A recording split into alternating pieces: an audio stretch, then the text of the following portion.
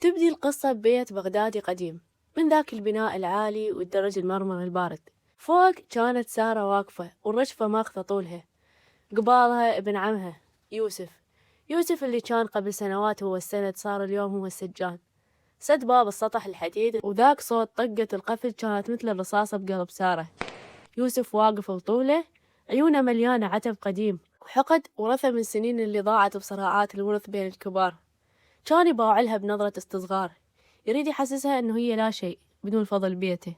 سارة كانت تلم دشداشتها بإيدين ترجف، تحاول تبتلع غصتها، بس الهوا بالسطح كان ثقيل، ويوسف كان يتقرب منها بكل خطوة يكسر بيها جزء من كرامتها، يهددها بكلمات خشنة إنه دراستها وحلمها بالكلية كله صار تحت إصبعه، وإذا ما تكون طوع عمره ما لها غير الشارع ومذلة الغرب. حقد يوسف نابع من صراع أرث قديم وخلافات مادية بين والده وعمه، حملها سارة كذريعة ممزوجة بغيرته من طموحها الدراسي.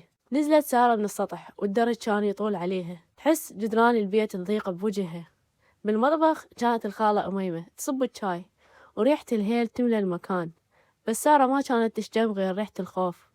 قعدت بزاويتها المعتادة تباوع على خيالها بالمراية المكسورة، وجهها كان شاحب وعيونها ذبلانة من السهر والقهر. يوسف كان يدخل للمطبخ بكل صلافة، يشرب الشاي ويشمر كلمات مثل السم، يراقب كل لقمة تاكلها وكل حرف نطقه. مرت الأيام وسارة صارت مثل الخيال بالبيت، تكنس تمسح وتطبخ، تتحمل نظرات يوسف اللي تلاحقها حتى بصلاتها. كان يحرمها من أبسط الأشياء، من طلعة الصديقات، من مصرف الكلية، حتى من ضحكته. سارة كانت تبكي بالليل بستر وسكوت، تفرش سجادتها وتدعي ربها يخلصها من هذا السجن اللي صار اسمه بيت العم.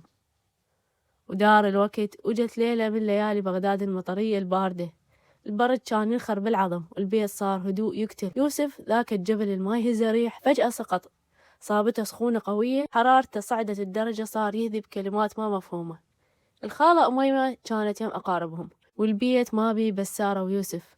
سارة رغم كل الوجع اللي ضاقتها من إيده، ورغم كسرة السطح اللي ما فارقت خيالها، ما قدرت تعوفه.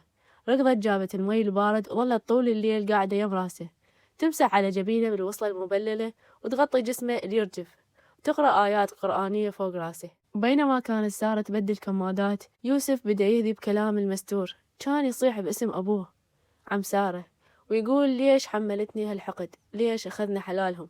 سارة بذاك الوقت عرفت إنه يوسف مو بس ظالم، يوسف ضحية، تربية قاسية وكلام مسموم سمعها من صغره من عائلة أبوها. شافت تحت سريره صندوق خشب قديم، فتحته وهو بغيبوبة المرض، لقت صورة قديمة لأبوها وأبوه وهم يضحكون.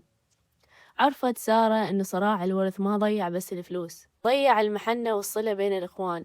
بذاك الوقت سارة قررت تداويه، مو بس لأنها بنت أصول، بل لأنها رادت تداوي الغل بقلبه قبل السخونة اللي بجسمه. يوسف بوسط مرضه فتح عينه وشافه، شاف ذيك البنية اللي راد يذلها، هي الوحيدة اللي ظلت تباريه وتخاف عليه. طلع الفجر، الحرارة نزلت ويوسف استعاد وعيه، لقى سارة غافية وهي قاعدة على كرسي وإيدها لسه مبللة بمي الكمادات. بهاي اللحظة يوسف حس بذنب ياكل قلبه، عرف إن القوة مو بس بالصياح والتهديد، القوة بهاي الروح الطيبة اللي سكنت بيته. مرت أيام نقاهة ويوسف صار غير إنسان، صار الصمت اللي بينه وبين سارة مو صمت خوف، بل صمت اعتذار وخجل. بيوم من الأيام صاحلها وقعدها قباله بالطرمة، وطلع مفاتيح قديمة وذهب كان ضامة من ورث أبوها، حطهن بين إيديها وقال لها بنبرة صوت مكسورة إنه كل شي صار هو ساعة شيطان، وإنه كرامتها وحقها محفوظين. البيت بيتك، روحي لجامعتك وراسك مرفوع، واللي يمسك بكلمة يمس يوسف قبلك. سارة ما حبت تزيد عليه العتب، رفعت راسها للسما وحست إن الغيمة الهم انزاحت.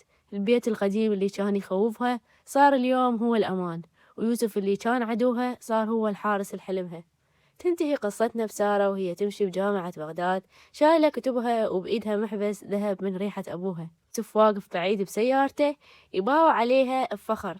الشمس تطلع من جديد، بس مو بلون حزين، بل بضوء أبيض صافي يغسل دروب بغداد.